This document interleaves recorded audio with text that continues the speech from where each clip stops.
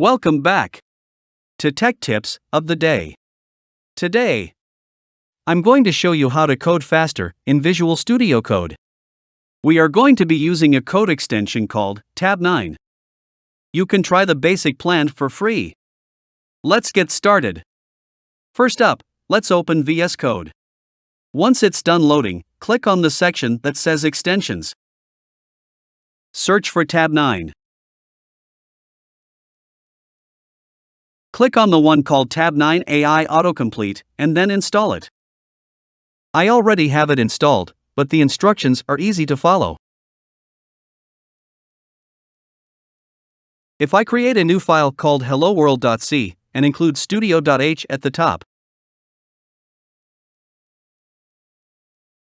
whenever you type some code, it will have grayed out text that if you click Tab, it will auto-complete it for you. Over time, the AI will recognize what you type, and it will make more accurate predictions.